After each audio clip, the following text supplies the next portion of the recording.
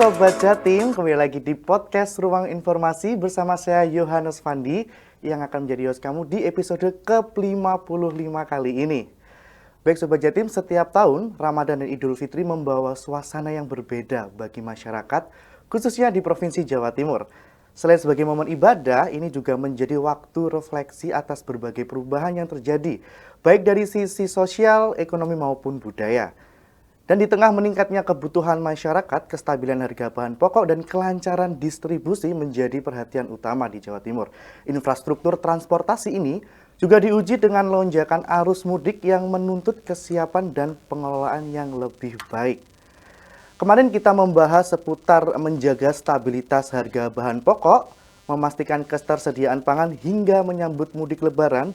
Kali ini infrastruktur jalan yang aman dan nyaman semuanya membutuhkan persiapan matang dari berbagai pihak, termasuk pemerintah Provinsi Jawa Timur. Dan di episode kali ini kita akan mengupas peran penting Dinas Pekerjaan Umum Bina Marga Provinsi Jawa Timur dan Balai Besar Pemeliharaan Jalan Nasional Jawa Bali dalam memastikan kelancaran mudik lebaran tahun ini, tahun 2025. Dan gak hanya itu, kita akan juga berbagi tips dan informasi terkini soal kondisi jalan, rute alternatif, hingga titik-titik yang perlu diwaspadai Sobat Jatim.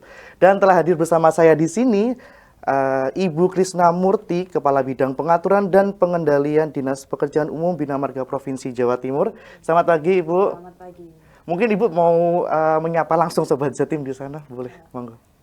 Hai Sobat Jatim semua, perkenalkan saya Krisna Murti Suryani, Kepala Bidang Pengaturan dan Pengendalian Dinas Pekerjaan Umum Bina Marga Provinsi Jawa Timur. Senang sekali pagi ini bisa bergabung dengan podcast ini dan insya Allah kami akan berusaha memberikan informasi terkait dengan mudik lebaran tahun 2025.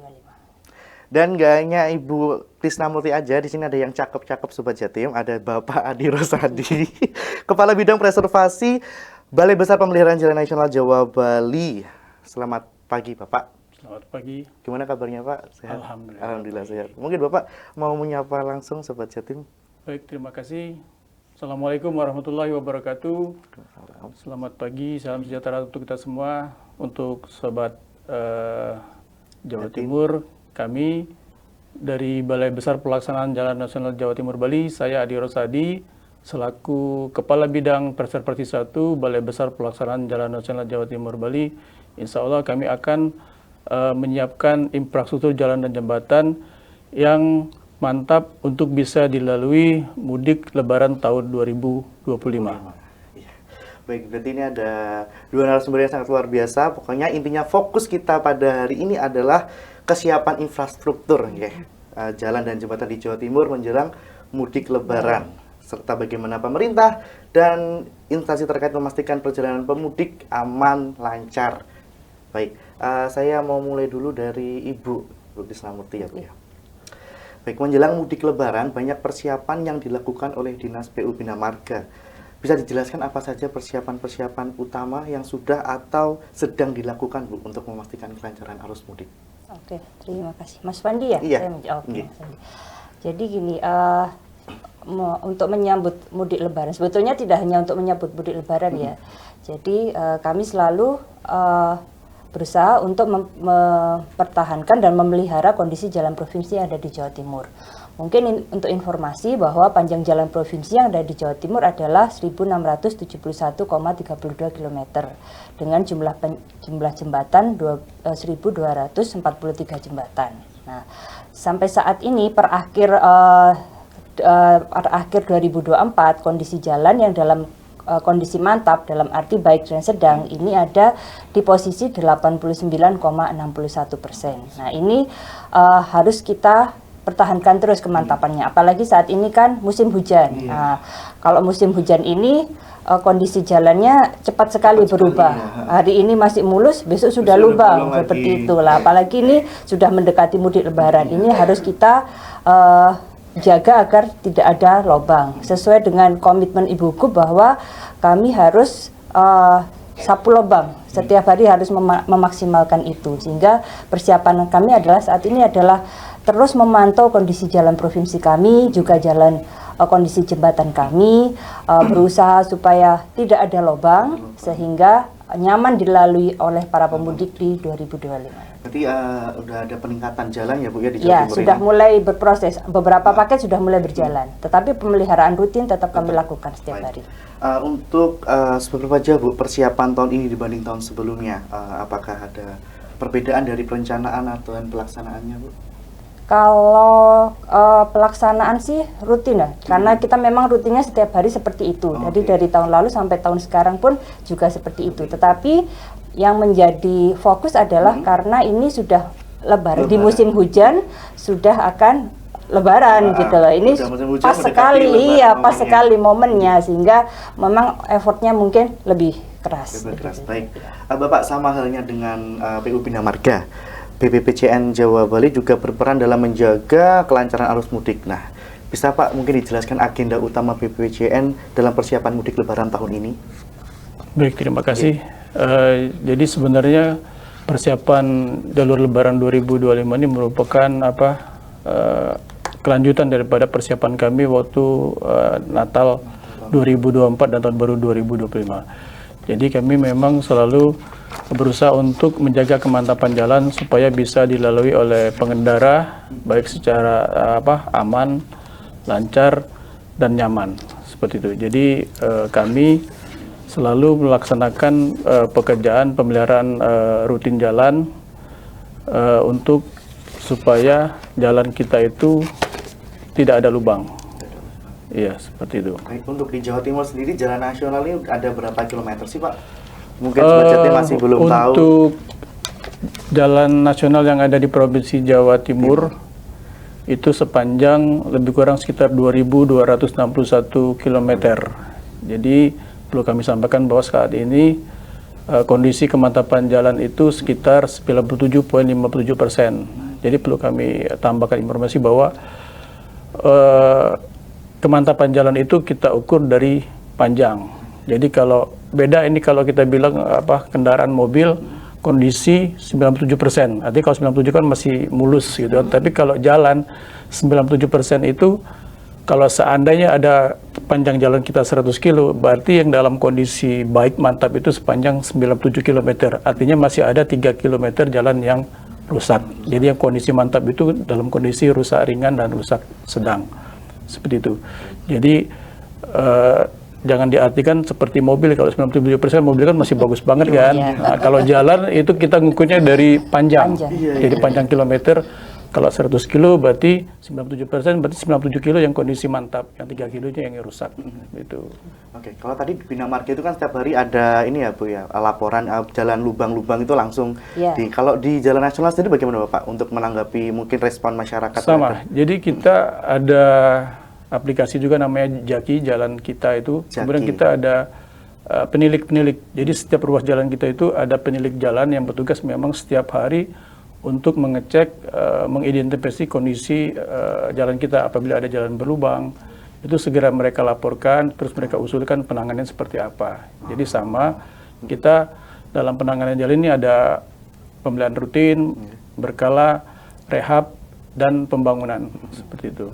Ya, mungkin Sobat Jatim banyak yang bertanya-tanya, sebenarnya ini jalan nasional, ini jalan provinsi, sebenarnya itu kan sebenarnya sama aja ya Bu ya. Nah, bagaimana PU Bina Marga dan BPPCN ini apakah ada koordinasi khusus untuk memastikan jalur provinsi dan nasional ini terintegrasi dengan baik?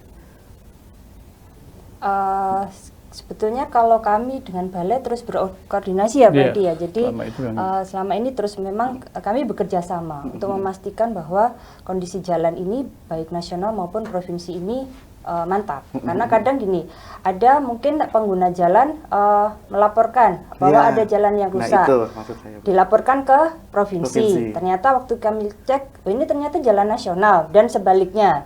Dilaporkan ke nasional, ternyata itu adalah jalan provinsi. Jadi kalau itu memang masuk ke kami dan itu jalan nasional, maka kami meneruskan laporan tersebut ke balai untuk ditindaklanjuti. Jadi seperti saling itu. koordinasi ya.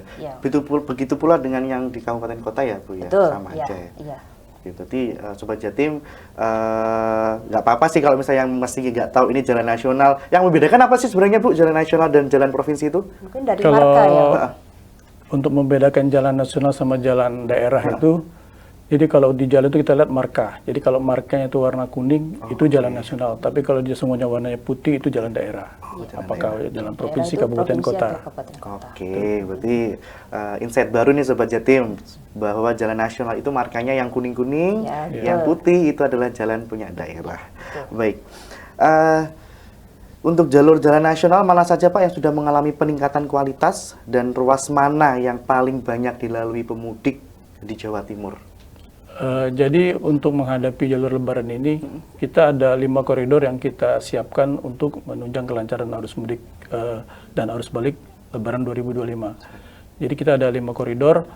5 koridor itu yang pertama adalah koridor 1 itu jalan tol. Jadi mulai dari Ngawi, batas Jawa Tengah, Jawa Timur, sampai dengan Surabaya, sampai ke Probolinggo. Itu koridor 1 untuk jalan tol. Kemudian koridor 2 itu dimulai dari Probolinggo, kemudian ke Situbondo, Banyuwangi, Jember, Lumajang, sampai ke Probolinggo lagi. Itu adalah koridor 2. Kemudian kalau ada koridor 3, itu mulai dari Mantingan, Ngawi, Mojokerto, Surabaya, kemudian Surabaya, Gempol, Bangil, Pasuruan, Probolinggo.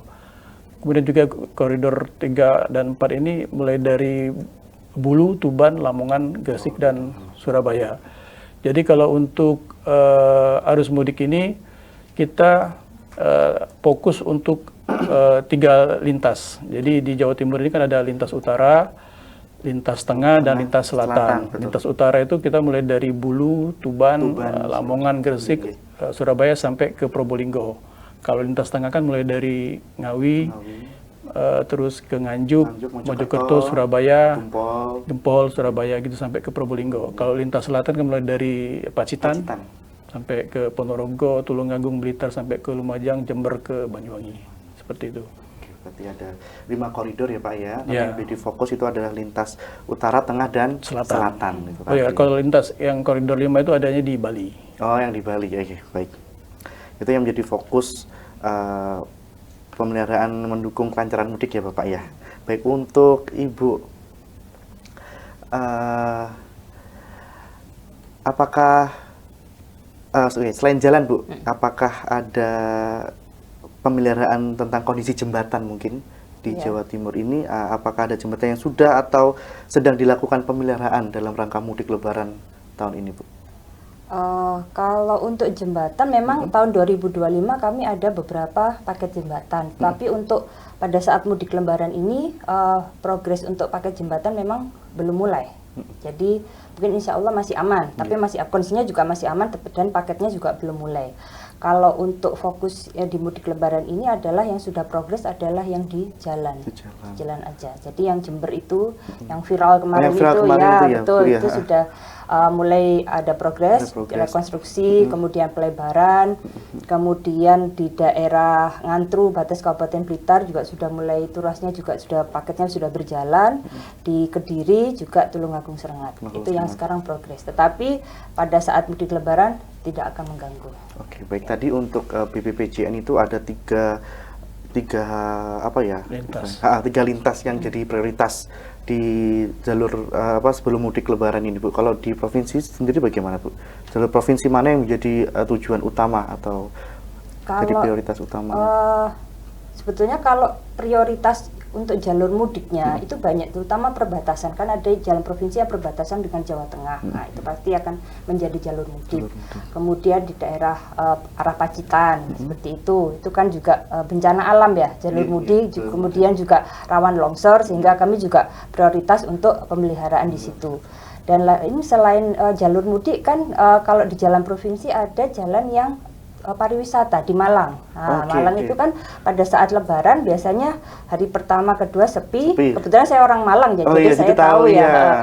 Hari ketiga dan seterusnya langsung melonjak arahnya ke Jatim Park dan semua yang ada di Batu. Nah itu jalan provinsi kami juga harus mendukung itu, kelancaran para wisatawan yang akan menuju tempat wisata. Terkait ini Bu, jalur yang rawan bencana tadi atau kecelakaan, langkah apa saja yang udah disiapin sama PU Bina Marga untuk mengantisipasi risiko tersebut? Kan pasti terjadi lonjakan ya Bu ya. Kita nggak tahu besok gimana, antisipasi langkahnya gimana Bu? Yang pertama pastinya adalah kita memastikan kondisinya baik. baik mantap bisa dilalui. Kemudian kami menempatkan tim unit reaksi cepat yang siap siaga setiap saat jika terjadi kejadian. Dan tim ini juga sudah dilengkapi dengan posko otomatis, kemudian alat berat. Nah, jadi pada saat kejadian mereka akan langsung menangani di tempat tersebut dan siap untuk kontak 24 jam. Seperti itu. Tadi Ibu ngomongin posko-posko di titik mana aja Bu, posko-posko yang udah disiapin PU Bina Marga? Kebetulan PU Bina Marga ini ada 11 unit pelaksanaan jalan, pengelola jalan dan jembatan di 11 wilayah. Jadi masing-masing itu ada poskonya sendiri-sendiri. Jadi ada yang di Jember, Madiun, Surabaya, kemudian Kediri, Malang, Bojonegoro, Pacitan, semua ada posko. Juga di Pamekasan. Ada posko yang bisa mungkin masyarakat langsung lapor ke situ. Betul, ya Bu ya? Iya. Oke, baik. Untuk dari BPPJN sendiri Bu, Bapak, jika masyarakat ada kendala, itu bagaimana Pak? Lapor kemana, harus bagaimana? Kalau tadi kan ada posko-posko yang tersebar di 11 wilayah. Kalau untuk dari BPPJN sendiri bagaimana Pak? Dari Balai Besar Pelaksanaan Jalan Nasional Jawa Timur Bali, terkait hal ini kita sudah mengidentifikasi Mas ya, identifikasi lokasi-lokasi yang rawan macet, rawan kecelakaan, rawan banjir, rawan bencana gitu, rawan longsor. Nah, terus kami juga sudah menyiapkan posko. Jadi untuk di Jawa Timur ini kita ada 27 titik posko. Nah, di setiap posko ini itu kita menyiapkan seperti alat berat, kemudian material-material tambalan cepat mantap, bronjong dan lain-lain. Kemudian kita siapkan juga papan informasi, tempat istirahat, kemudian untuk tempat sholat juga kita siapkan. Jadi di situ juga ada kontak person yang bertanggung jawab di posko itu. Jadi kita nanti ada nomor kontak yang bisa dihubungi seandainya masyarakat butuh bantuan. Seperti itu. Untuk titik-titiknya sendiri mungkin bisa di-spill Pak, mungkin gimana? Kalau titik-titik ini 27 itu tersebar. Jadi ada mulai dari di Pulau Madura, di Pantura, di lintas tengah, di lintas penghubung. Jadi kalau di rute kayak di Kediri, kemudian Madiun itu kan termasuk penghubung lintas ya, dari 3 lintas utama yang tadi kan. Di situ jadi tersebar ya. Tersebar. Lalu ini Pak, mungkin buat waspada aja masyarakat, titik-titik mana sih sebenarnya yang rawan bencana atau rawan kecelakaan, mungkin bisa jadi peringatan dini gitu Pak. Oh, aku harus kalau lewat sini harus hati-hati kayak gitu, mungkin ada. Ya, jadi kalau untuk rawan longsor itu biasa kita kan di daerah selatan ya, di lintas selatan. Nah, di situ kita memberikan rambu-rambu peringatan ataupun rambu-rambu larangan. Jadi bahwa kita kasih tahu bahwa di situ lokasi rawan longsor, rawan banjir. Kemudian untuk daerah titik-titik yang rawan kecelakaan juga seperti itu. Kita pasang rambu-rambu peringatan maupun rambu-rambu larangan. Kemudian kondisi jalan di situ ya kita bikin semantap mungkin, ya, artinya tidak ada lubang, kemudian tidak ada genangan air untuk di badan jalan maupun di bahu jalan. Seperti itu. Baik. Nah, ini kan tadi kan masih dalam musim penghujan ya Pak ya. Jadi tantangannya apa sih Pak, kendalanya dalam pemeliharaan ini kalau dalam musim-musim hujan seperti ini? Jadi untuk menghadapi musim hujan seperti ini, kami hampir di setiap ruas itu menyiapkan tim URC. Jadi tim sapu lubang gitu kan. Jadi setiap PPK itu, jadi kita setiap ruas itu ada manajer ruas, namanya PPK ya, PPK Pejabat Pembuat Komitmen. Jadi setiap PPK itu memiliki tim untuk reaksi cepat, kemudian ada untuk tim sapu lubang, patching tambalan cepat mantap, untuk mengantisipasi. Biasanya kalau setelah umpamanya malam ini hujan, yang sebelumnya kemarin itu lubangnya jumlahnya 3, begitu malam ini hujan, besok itu pasti lubangnya udah lebih dari 3. Nah, ini yang harus kita antisipasi ya, karena memang selama masih musim hujan ini kita masih memang agak kerepotan ya untuk menambal lubang. Jadi kita tambal di sini, nanti sebelah sana udah muncul lagi. Jadi harapan kami kepada pengguna jalan supaya tetap mematuhi rambu-rambu yang sudah ada demi keselamatan berlalu lintas. Dan pasti rambu-rambu itu udah jelas banget ya Bapak ya, disebar di jalan-jalan, begitu pula di jalan provinsi juga ya Bu ya. Nah, kalau Ibu dari jalan provinsi sama aja Bu, nanti menangani jalan yang susah, yang hujan, musim hujan kayak gini itu juga sama. Sama, kan pada prinsipnya sama. Yang penting kita harus kerja cepat. Jadi Betul. cepat untuk mengetahui di mana yang ada kerusakan, kemudian cepat untuk menindaklanjutinya dan melakukan perbaikan. Oke, baik. Nah, mungkin bisa di-spill jalur-jalur alternatif, Bapak dan Ibu, alternatif mungkin buat pemudik yang dari luar Jawa Timur, kayaknya enak lewat mana ini? Jalur-jalur alternatif bisa di-spill mungkin? Kalau jalur alternatif mungkin seperti yang jalur wisata di Malang itu kan bisa lewat dua, bisa lewat kota, atau kalau ke arah Batu bisa lewat Karanglo ke Pendem itu, mungkin bisa supaya jalurnya bisa terbagi, karena kalau di satu titik lewat kota biasanya jadi stuck di situ, macet di situ, mungkin seperti itu. Kalau Bapak? Ya, kalau terkait dengan untuk antisipasi ini, terutama untuk daerah-daerah yang rawan macet tentunya kita nanti akan bekerja sama dengan pihak kepolisian untuk melakukan manajemen rekayasa lalu lintas. Jadi nanti dari pihak kepolisian akan membuat rute-rute untuk rekayasa lalu lintas supaya untuk menghindari kemacetan. Jadi selama ini kita intensif melakukan koordinasi dengan pihak perhubungan lalu lintas, karena kita ada forum komunikasi lalu lintas ya se-Jawa Timur ini untuk mengantisipasi hal-hal kemacetan, kecelakaan dan lain-lain seperti itu. Bapak mungkin ada berarti secara semuanya ini waktu lebarannya udah hampir dekat ini. Berarti untuk pemeliharaan udah berjalan dan juga udah istilahnya udah ready, udah matang gitu ya, Bapak Ibu ya. Baik, mungkin untuk jembatan, Bu, kita kembali lagi ke jembatan. Nah, jembatan udah gimana persiapannya, sudah clear juga, Bu, atau masih ada pembangunan? Jembatan sudah clear. Kalau pembangunan tidak ada ya, jadi kita lebih pada penanganan dan pemeliharaan. Kalau rutin kan pasti kita sudah kita lakukan tiap hari ya, terus menerus ya. Kalau untuk progres masih tadi, yang untuk paket belum berjalan kalau untuk jembatan. Tapi kondisinya kami pastikan aman. Aman ya. Baik, tadi untuk Bapak tadi pemeliharaan tadi udah 97 ya? Tadi. Tidak, kondisi kemantapan jalan 97,57 ya. Kalau Ibu tadi 89,61. Oke, baik. Mungkin dari Bapak ada imbauan nih kepada masyarakat supaya mudiknya jadi lancar, aman. Monggo di Sobat Jatim. Baik, terima kasih. Kepada masyarakat yang nantinya akan melaksanakan mudik lebaran di tahun 2025 ini, kami menghimbau supaya melaksanakan mudik untuk tetap berhati-hati dan mematuhi peraturan lalu lintas. Jadi mohon apabila lelah atau mengantuk, kami dari Balai Besar Pelaksanaan Jalan Nasional Jawa Timur Bali sudah menyiapkan posko-posko yang bisa dimanfaatkan untuk beristirahat ataupun butuh sesuatu bantuan. Kami di posko itu sudah menyiapkan petugas yang siap membantu Bapak Ibu selama perjalanan mudik di tahun 2025 ini. Baik, makasih Pak Adi. Untuk Ibu mungkin ada imbauan dari Dinas PU Bina Marga kepada masyarakat agar perjalanan mudik lancar, aman, dan nyaman. Sobat Jatim, dalam melaksanakan mudik lebaran nanti diharapkan tetap waspada, kemudian berkendara dengan berhati-hati dan berkeselamatan, serta jika ada keluhan terkait jalan provinsi maka dapat mengadukan kepada kami dengan call center 0821 3000 8099.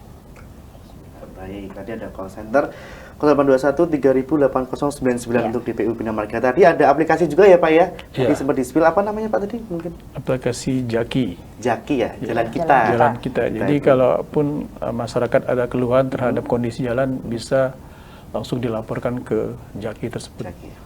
Baik, jadi dari BPPJN Jawa Bali ada Jaki, dan tadi call center dari DPU Bina Marga di 0821 3000 8099. Mungkin ada hal yang bisa ditambahkan Bapak Ibu terkait persiapan atau apapun tentang jalan di Jawa Timur ini?